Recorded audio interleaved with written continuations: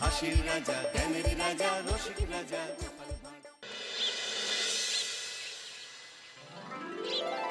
সত্যি এই বছর আমাদের কৃষ্ণনগরে ঠাকুর মুখ তুলে চেয়েছেন। হ্যাঁ মহারাজ, ধান একেবারে পরিপূর্ণ হয়েছে। তা কবে ধান কাটা হবে পুটির বাবা? ধান তো একেবারে পেকেই এসেছে, সপ্তাহখানেকের মধ্যে ধান কাটতে হবে। বেশ বেশ, তাহলে তো ভালোই হলো। এই মাসের শেষের দিকেই তো নবাব বাহাদুরকে শস্যের খাজনা পাঠানোর কথা। হ্যাঁ মহারাজ, এবারে নবাব বাহাদুর খুশি হবে। ঠিক বলেছ গোপাল।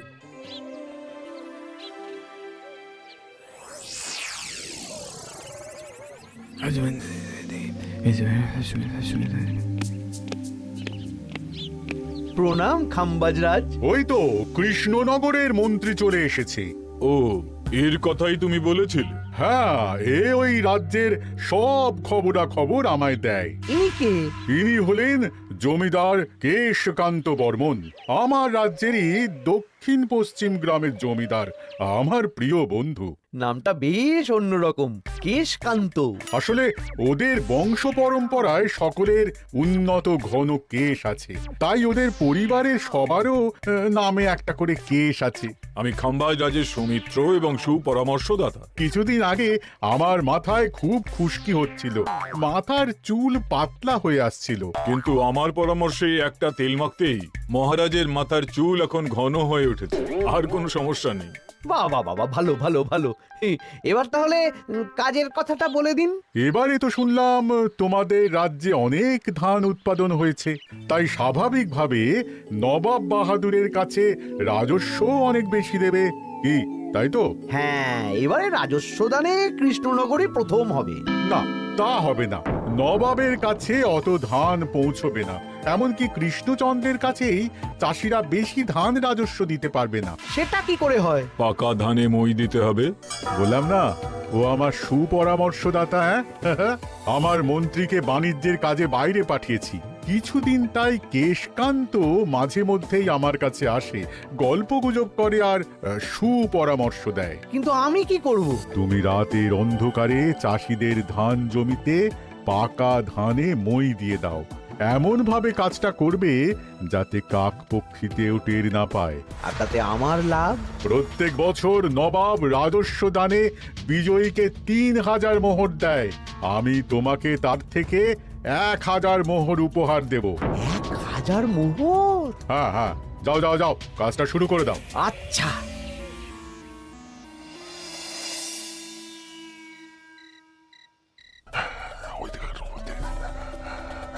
তাহলে আর দেরি কেন? মন্ত্রী মশাইয়ের কথা মতো কাজ শুরু কর। হ্যাঁ হ্যাঁ, চল।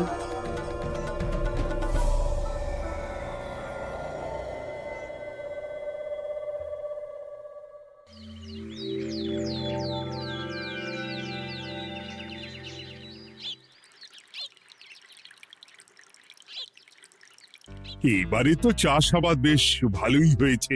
আশা করি নবাব বাহাদুরের কাছ থেকে এবারে আমরাই পুরস্কার পাবো।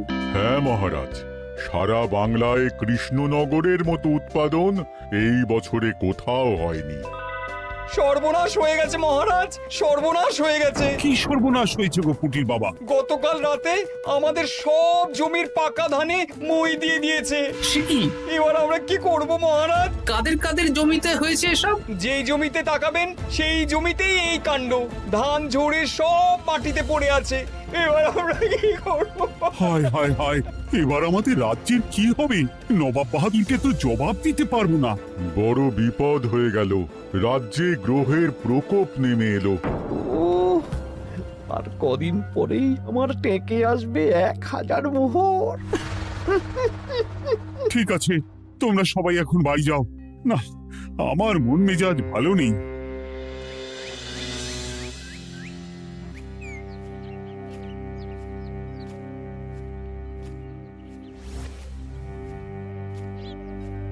ওগো, তুমি শুনেছো কি হয়েছে? পুঁটির মা হাউ হাউ করে কাঁদছিল গো।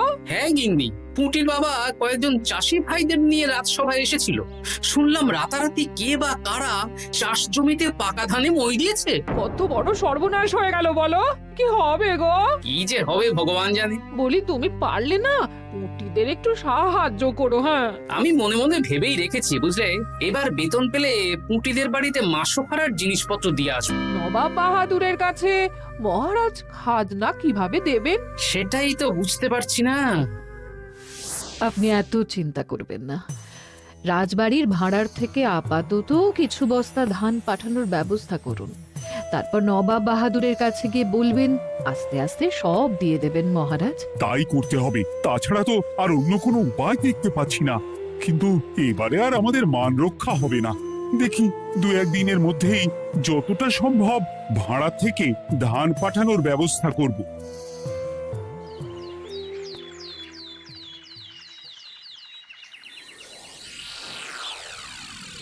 এই বছর 10,000 বস্তা ধান রাজস্ব এসেছে খাম্বাজ রাজ্য থেকে, 7,000 বস্তা ধান এসেছে বর্ধমান রাজ্য থেকে, আর মাত্র 100 বস্তা এসেছে কৃষ্ণনগর থেকে। তাই এই বছরের বিজয়ী রাজ্য হচ্ছে খাম্বাজ রাজ্য। খাম্বাজ রাজ্যের রাজার হাতে 3,000 মোহর উপহার হিসেবে তুলে দিচ্ছেন। আর কৃষ্ণচন্দ্র, তোমার রাজ্যের এরকম হাল কেন? এবারে আমাদের সমস্ত রাজ্যের পাকা ধানে কেউ বা কারা মই দিয়ে দিয়েছে। সেসব তোমার মাথা ব্যথা। আমার ধান কোথায়? 100 বস্তা ধান রাজস্ব, কম করে 800 বস্তা ধান রাজস্ব দেওয়ার কথা, কিন্তু তুমি তোমার কথার খেলাপ করেছো। এই বছর আমি নিরুপায় জাহাপানা। আমিও নিরুপায়। হয় তুমি আগামী 1 সপ্তাহের মধ্যে আমাকে 5,000 মোহর দেবে, নইলে নইলে কৃষ্ণনগরের সিংহাসন থেকে সরে যাবে। এত বড় শাস্তি দেবেন না নবাব বাহাদুর, আপনি অন্তত মাস 6 সময় দিন, আবার ধান চাষ করিয়ে আপনাকে প্রাপ্য ধান দেওয়া হবে। বেশি কথা বলছো কৃষ্ণচন্দ্র, তুমি 5,000 নয় 6,000 মোহর 1 সপ্তাহের মধ্যে দেবে। বেটা গোপাল বেশি পাকা, অত কথা বলতে কে বলেছিল? গোপাল, এটা তুমি কি করলে? হায় হায় হায়! সর্বনাশের সময় যখন ঘনিয়ে আসে, তখন বিপদের ওপর বিপদ এভাবেই আসে। আমার পাওনা। আরে এখন না, এখন না, তোমাকে পাঠিয়ে দেব। ওই দেখুন, খাম্বাজ রাজের সাথে কথা বলছে। এখন বেশি কথা বললে কৃষ্ণচন্দ্র আর গোপাল সন্দেহ করবে। চলুন তো দেখি ওখানে গিয়ে কি কথা বলছে। কি কথা বলছো মন্ত্রী? মন্ত্রী আমায় বিজয় অভিনন্দন জানাচ্ছিল। বিজয় অভিনন্দন তো উপহার পাওয়ার সময় জানাতে পারতেন মন্ত্রী মশাই। যাই হোক, আপনাকে তো ঠিক চিনতে পারছি না। আমার নাম কেশকান্ত, আমি খাম্বাজ রাজ্যের দক্ষিণ পশ্চিম গ্রামের জমিদার। কেশকান্ত আমার বিশেষ বন্ধু। আপনার কেশ নিয়ে বেশ ভাব দেখছি। হ্যাঁ, ওই কদিন আগে তো খাম্বাজ রাজের মাথার চুল পাতলা হয়ে আসছিল, খুশকি হচ্ছিল আর কি। তো ওনার পরামর্শে একটা তেল মেখেই তো খাম্বাজ রাজের আবার ঘন কালো চুল ফিরে এসেছে। কেশকান্ত জমিদার হতে পারে, কিন্তু ওর অর্থনৈতিক অবস্থা তাবর তাবর রাজাদের থেকে অনেক ভালো। কয়েক হাজার বিঘা জমির মালিকও, তার সাথে চুলের তেলের ব্যবসা করেও হাজার হাজার মোহর রোজগার করে। এই, এখন চুল নিয়ে চুলোচুলি না করে চলো কৃষ্ণনগরে ফিরি। এমনিতেই মন মেজাজ খারাপ, 1 সপ্তাহের মধ্যে আবার 6,000 মোহর জোগাড় করতে হবে। হ্যাঁ, চলুন চলুন।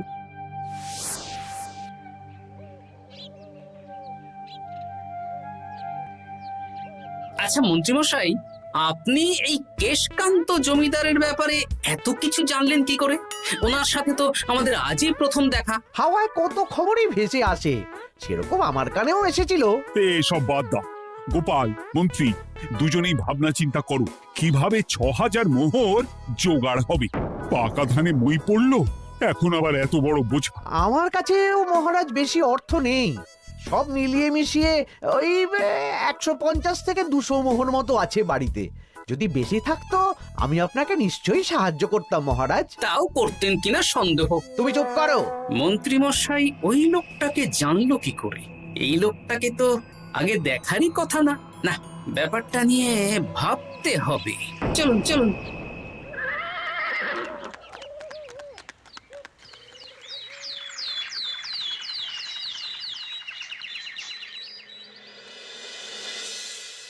বুঝলে গিন্নি, 1 সপ্তাহের মধ্যে মহারাজকে 6000 মোহর জোগাড় করতেই হবে, নইলে সিংহাসন ছাড়তে হবে। এখন কিন্তু আমাদের উচিত মহারাজের পাশে দাঁড়ানো। কিছু ভেবেছো কি?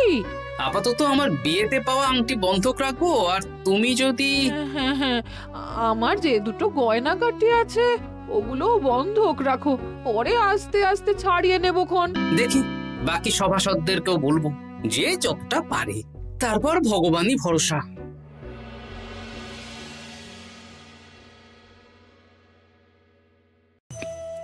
আপনি এত চিন্তা করবেন না মহারাজ। চিন্তা না করে কি আর কোনো উপায় আছে? সিন্ধুকে যা আছে তা দিয়ে 3000 মোহর হয়ে যাবে, কিন্তু তারপর আর কি করব? এবার কি নিরুপায় হয়ে জায়গা জমি বিক্রি করতে হবে? কিছু একটা করতেই হবে। আপনি গোপালকে একবার বলে দেখুন, প্রত্যেকবার যখনই বিপদে পড়েছেন তখন গোপালই আপনাকে বাঁচিয়েছে। দেখি আগামীকাল রাজসভা শুরু হওয়ার আগে গোপালের সাথে ব্যাপারটা নিয়ে আলোচনা করব।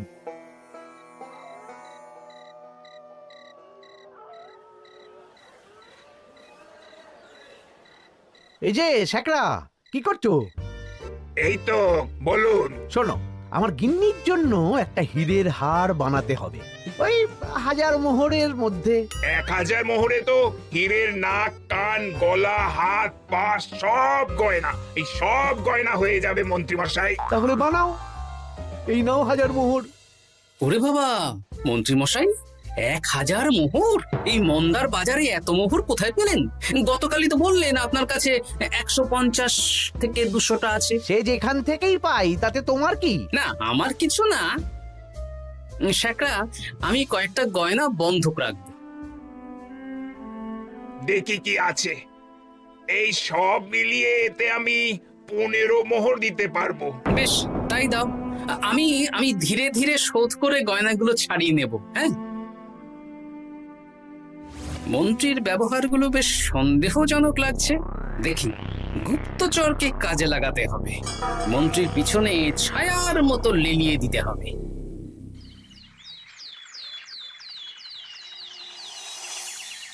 মহারাজ, আমি চেষ্টা করছি আপনার এই মোহর কিভাবে জোগাড় করা যায়, আপ্রাণ চেষ্টা করছি। দেখো, বা আমি 3000 মোহর পারবো, কিন্তু তার বেশি হলে জায়গা জমি বেচতে হবে, হাতে যে বেশি দিন সময়ও নেই। আচ্ছা মহারাজ, দেখছি। তবে মন্ত্রীমশাই চাইলেই আপনাকে 1000 মোহর দিয়ে সাহায্য করতে পারতেন, কিন্তু উনি তা না দিয়ে ওনার গিন্নির গয়না বানাচ্ছেন, হীরের গয়না।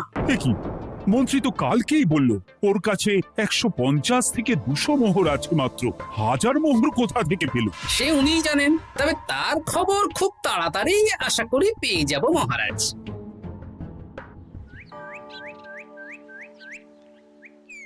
কাজটা একদম ঠিক করলেন না মন্ত্রী মশাই। আপনার কথা শুনে আমরা সবার জমির পাকা ধানে মই দিলাম, কিন্তু আমরা একটা পয়সা পেলাম না।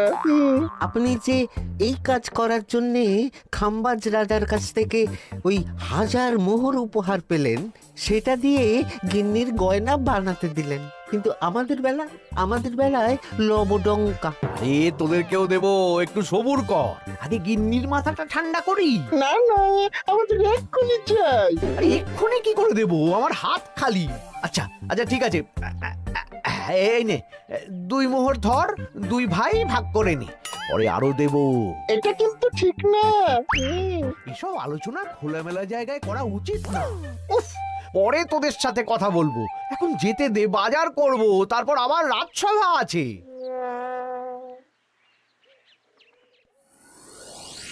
আচ্ছা, এই ব্যাপারটা মহারাজকে আর গোপাল দাদাকে জানাতে হবে।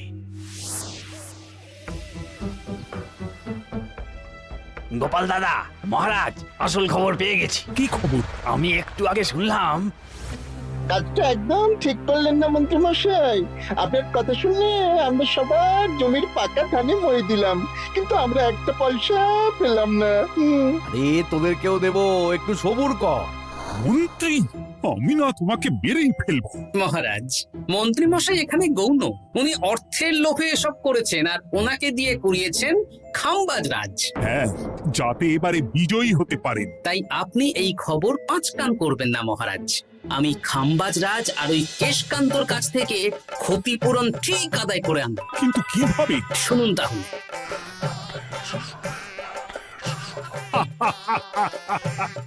দারুণ বুদ্ধি। তাহলে এখন আসি মহারাজ, কাউকে কিচ্ছু বলার দরকার নেই।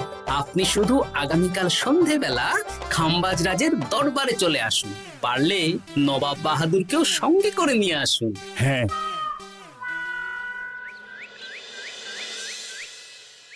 প্রণাম খাম্বাজ রাজ। কে আপনি? আমি হতাশ রঞ্জন, পশ্চিমে থাকি। কি চাই বলুন? কিছু চাই না, তবে একটা কথা শুনলাম তাই বলতে এলাম। কি কথা? আমি শুনলাম মহারাজ আপনার মাথার চুলগুলো সব নকল। আমার এত সুন্দর চুল সব নকল? ফাজলামো হচ্ছে।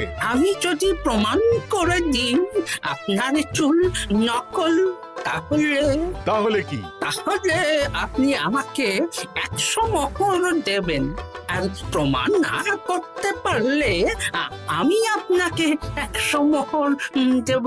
বেশ, দেখো, এক্ষুনি দেখো, আমারই তো 100 মোহর লাভ হবে।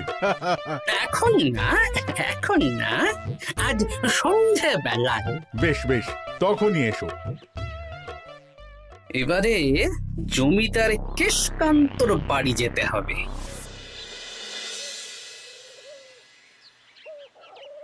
জমিদার মশাই বাড়ি আছেন? কে মশাই আপনি? আমি হতাশ রঞ্জন, পশ্চিমে থাকি। আমি বিশাল ক্ষমতাশালী লোক। কিসের ক্ষমতা? আমি রাজরাজাদের মারধর করি, চুল ধরে টানি, শাস্তি দিই। এসব কি উল্টো পাল্টা বলছেন? খাম্বাজ রাজ আপনার বন্ধু না? হ্যাঁ, প্রিয় বন্ধু। ওনাকেও আমি আপনার সামনে চুল ধরে টানবো, কিন্তু উনি কিচ্ছু করতে পারবেন না। উনি আপনাকে শুলে চড়াবেন। কিছুই করতে পারবেন না, বললাম না আমি বিশাল ক্ষমতাশালী লোক। বিশ্বাস হচ্ছে না তো? তাহলে বাজি ধরুন, 10,000 মোহরের বাজি। 10,000 মোহরের বাজি? হ্যাঁ, আজ আমি খাম্বাজ রাজের রাজবাড়ি যাব, আর আমার শক্তি প্রদর্শন করব। ওনার চুল ধরে টানা হেঁচড়া করব, ওনাকে আহত করব, কিন্তু উনি আমাকে কিছুই করতে পারবেন না। বেশ রাজি, বাজি 10,100 মোহর দিতে পারবেন তো? হ্যাঁ, আমি বাজি হারলে আপনাকে দেব 10,100 মোহর। দরকার হলে ওই কাগজে কলমে লিখিত পরিত করে নিন। বেশ, তাহলে তাই হোক। কিন্তু হ্যাঁ, একটা কথা, আমি শক্তি প্রদর্শন করার আগে থেকে প্রক্রিয়া চলাকালীন সময় পর্যন্ত আপনি খাম্বাজ রাজের সাথে কোনো কথা বলতে পারবেন না। বেশ বেশ।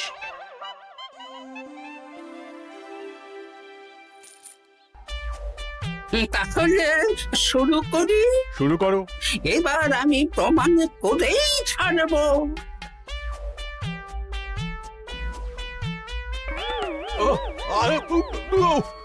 লাগছে লাগছে, বাবারে, লাগছে এই সেরেছে। লাগছে, এ তো সত্যি সত্যি চুল ধরে টানছে। লাগছে লাগছে, বাবারে, বাবা। ওরে বাবা রে বাবা, কি শক্ত! এ কি, খাম্বাজরাজ কিছুই তো বলছেন না, তাহলে কি আমি হেরে গেলাম? না না খাম্বাজ রাজ, আমার ধারণা ভুল, যা শুনেছি তাও ভুল। এবার বিশ্বাস হলো তো? দাও দাও, এবারে 100 মোহর দাও। দিন কেশকান্ত মশাই, আমাকে 10,100 মোহর দিন। এ কি, ও তোমাকে 10,100 মোহর কেন দেবে? ওনার সাথেও তো বাজি ধরেছিলাম। কি বাজি? আপনার এখান থেকে বেরিয়ে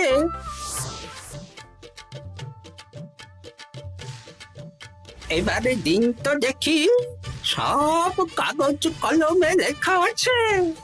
এই নাও। হায় হায় হায় হায়। সাবাস গোপাল, সাবাস, তুমি আমার মুখ রক্ষা করেছো। গোপাল, কৃষ্ণচন্দ্র, নবাব বাহাদুর, আপনারা? হ্যাঁ, আমি গোপাল। এটা ছাড়া আর কোনো উপায় ছিল না খাম্বাজরাজ। আপনি আমাদের মন্ত্রীর মাথা খেয়ে যে জঘন্য কাজটা করিয়েছেন সেটা তো আর প্রমাণ করতে পারতাম না, তাই ছলে বলে কৌশলে আপনার প্রিয় বন্ধুর কাছ থেকে আদায় করে নিলাম। হ্যাঁ নয়, হ্যাঁ।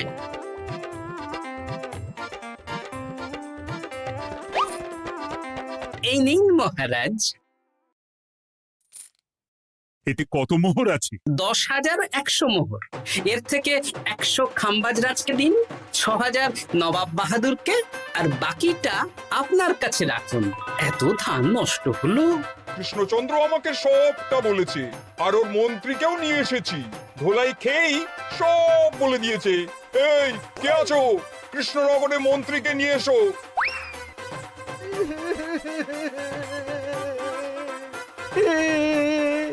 মার খেয়ে আমি সব বলে দিয়েছি খাম্বাজরাজ। উদ্ধার করে তো জাহাপানা, আমাকে ক্ষমা করে দিন। এর কোনো ক্ষমা নেই, তোমাকে আমি কারাগারে বন্দি করব। হায় হায় হায়, সামান্য টাকার লোভ করতে গিয়ে পুরো মাঠে মারা গেলাম।